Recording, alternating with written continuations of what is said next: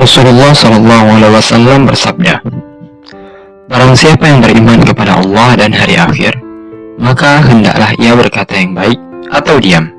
Hadis riwayat Bukhari dan Muslim. Dalam hadis tersebut terdapat benang merah antara akhirat dengan lisan, bahwa segala ucapan yang keluar akan dipertanggungjawabkan kelak di akhirat. Terkait hal ini, Imam An-Nawawi berpesan, setiap mukallaf harus menjaga lisannya dari setiap perkataan, kecuali ucapannya yang jelas manfaatnya. Apabila belum jelas manfaatnya, maka sunnahnya adalah menahan diri dari perkataan. Sebab perkataan yang mubah bisa terseret kepada yang haram ataupun yang makruh. Bahkan kenyataan seperti itu sangat banyak dan sering terjadi. Sementara keselamatan tidak dapat dinilai dengan apapun. Berdasarkan hal tersebut, bisa dikatakan lidah itu tak ubahnya seperti senjata yang bermata dua. Apabila ia digunakan untuk ketaatan kepada Allah dengan cara membaca Al-Quran, zikir, dakwah, dan sebagainya, maka pemilik lidah itu akan mendapatkan pahala darinya yang bukan mustahil akan menggiringnya kepada surganya Allah. Sebaliknya, jika lisan acap digunakan untuk kemaksiatan kepada Allah, seperti berbohong, menggibah, namimah, dan seterusnya, maka dia akan mendapatkan dosa dan bisa jadi menjerumuskan kepada neraka.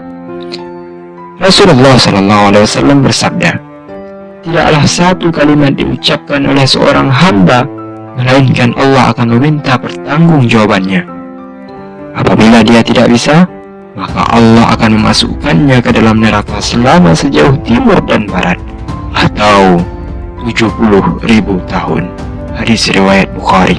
Sungguh, dalam keseharian, banyak orang bisa menjauhi kemaksiatan seperti mencuri, tidak memakan yang haram, berzina.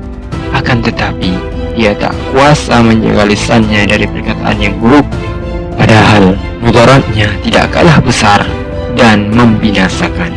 Lalu, apa yang memiliki andil besar dalam mengatur ucapan lisan? Jawabannya adalah hati. Ingat, hati itu ibarat raja, sedangkan anggota tubuh, termasuk lisan atau lidah, adalah prajuritnya. Akan tunduk kepada segala titah hati, tak peduli itu baik ataupun buruk. Dalam sebuah hadis, Nabi menggambarkan hati ini seperti segumpal daging yang putih. Apabila orang itu berbuat dosa, maka akan muncul nuktoh atau titik hitam dalam hatinya. Ketika ia bertaubat, maka nuktoh itu akan hilang. Jika dia berbuat dosa lagi, maka nuktoh itu akan muncul lagi. Semakin banyak dia berbuat dosa, maka nuktoh hitam itu akan semakin banyak hingga menutupi hatinya. Lalu, apa kaitannya hati dengan lisan? Yahya bin Mu'az berkata, "Hati ini adalah periuk yang memasak segala sesuatu yang ada di dalamnya, dan lisan adalah penutupnya. Maka, lihatlah orang itu ketika ia berbicara, karena lisannya menggambarkan apa yang ada di dalam hatinya. Yang manis, yang asam lisannya akan menggambarkan isi hatinya. Sebagaimana halnya lidah dapat merasakan hakikat dan rasa makanan yang ada di dalam periuk tersebut.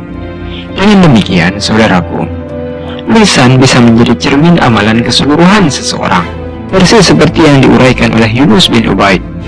Tidaklah aku mendapat seorang yang rusak pada lisannya, melainkan aku dapatkan pada seluruh amalannya.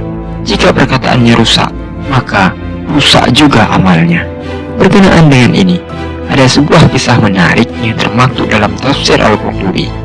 Dikisahkan tentang Luqman Al-Hakim. Suatu ketika, Luqman diminta oleh seseorang untuk menyembelih domba, dan dia meminta kepada Luqman 2 bagian dari tubuh domba tersebut yang paling baik. Kemudian, Luqman memotong domba tersebut dan mengambil hati dan lidahnya. Di waktu yang sama pula, ada orang lain yang meminta kepada Luqman untuk disembelihkan domba. dan meminta kepadanya untuk membuang 2 bagian dari tubuh domba tersebut yang paling buruk. Kemudian Luqman mengambil hati dan lidahnya. Menyaksikan kejadian itu, kedua orang tersebut heran. Di mana Luqman mengambil bagian yang sama pada permintaan yang berbeda? Keduanya pun mengajukan pertanyaan kepada Luqman. Luqman pun menjawab, tidak ada pada anggota tubuhnya yang paling baik dari keduanya, jika keduanya baik. Dan tidak ada yang lebih buruk dari keduanya, jika keduanya buruk.